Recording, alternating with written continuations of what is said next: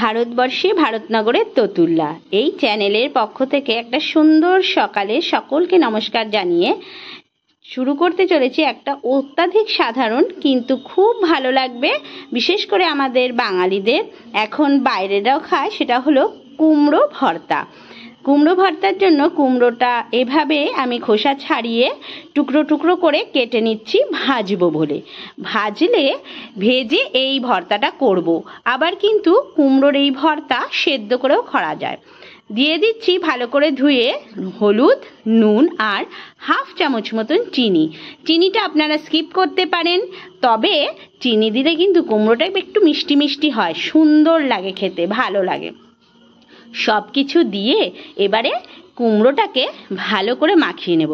ওদিকে তেল গরম করে ফেলেছি, একটা প্যানে তেল নিয়ে নিয়েছি। কুমড়োগুলো সুন্দর করে এপিট ওপিট লাল লাল করে একটু ভেজে নেব এবং কুমড়োটা যাতে ভাজার মধ্যেই সেদ্ধ হয়ে যায় সেদিক কিন্তু লক্ষ্য রাখতে হবে।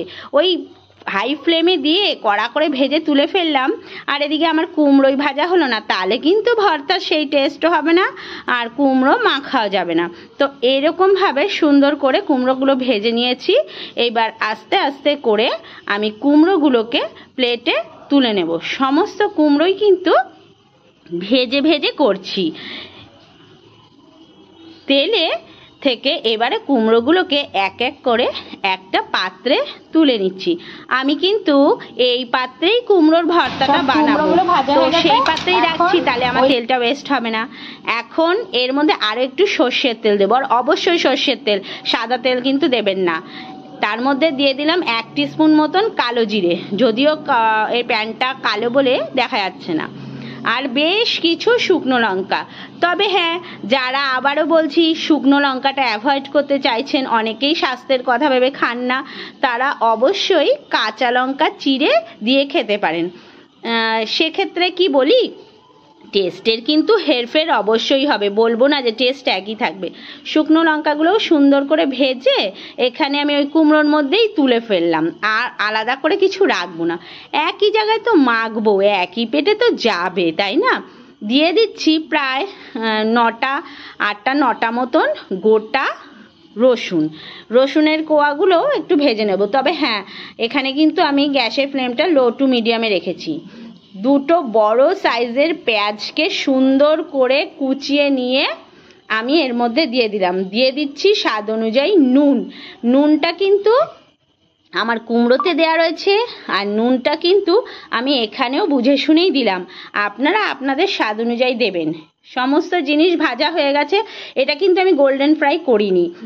এই রসুনটাকে আর পেঁয়াজটাকে একটু হালকা গোলাপি মতন ভেজে নিয়েছি।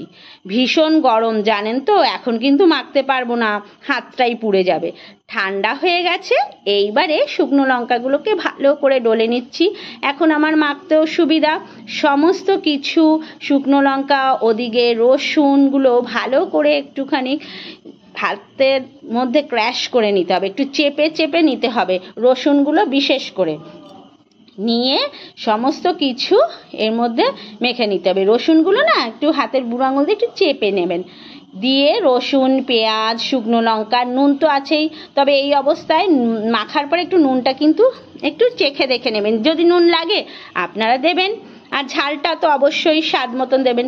সত্যি বলছি, এত ভালো লাগবে না এই কুমড়োর ভর্তা দিয়ে ভাত খেতে। রোজ রোজই একই তো রান্না, মাঝে মধ্যে যদি একটু এরকম ভর্তা হয়, পাতে আর যদি থাকে মুসুরির ডাল, তাহলে বলুন তো কেমন হয় খাওয়াটা। কি মনে ইচ্ছা হচ্ছে যে কালকেই এই রেসিপিটা বানাই। সত্যি ভীষণ ভালো লাগবে এই কুমড়োর ছক্কা না, কুমড়োর এই ছক্কা অনেকে বলে, তবে এটা ঠিক ছক্কা না, এটা হলো কুমড়োর ভর্তা।